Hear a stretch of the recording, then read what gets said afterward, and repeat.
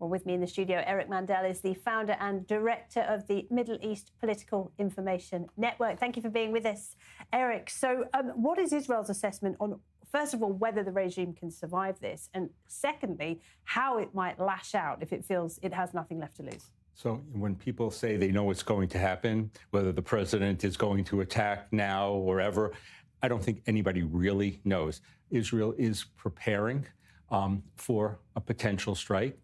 The idea that Israel could be hit is possible, and also they could bring in their Yemeni allies who can also send ballistic missiles if they're looking for it, and if they become desperate as a deflection of attention. But let's just step back a second. Is this revolution that's going on going to have longevity? And one of the ways is, and the tipping point here is going to be if the people in the streets have lost the fear of the security apparatus. And on the flip side, is there any breaks in the security apparatus, the Baji, which could be up to 1 million reservists, 150,000 IRGC, are they at all possible that they are going to stop, or they limited at all in committing brutal attacks that will kill thousands of people? Because look at the IRGC, they have a business empire there, and they may be willing to go that way.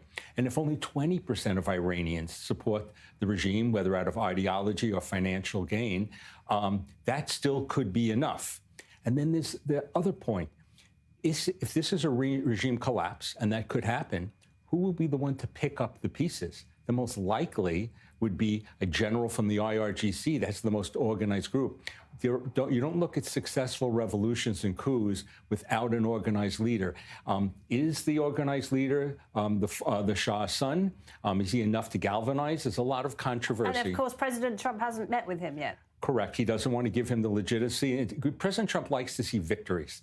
And he wants to, for example, when the Iran attack, he waited a week before he joined Israel.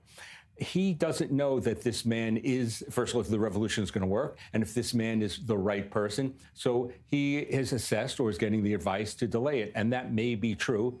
Other people saying maybe he really needs to act now. But there is a red line he's created, as you just saw in your report. There's one theory that perhaps the regime may sacrifice the supreme leader, the Ayatollah Khamenei, because he is such a symbolic figure of this regime.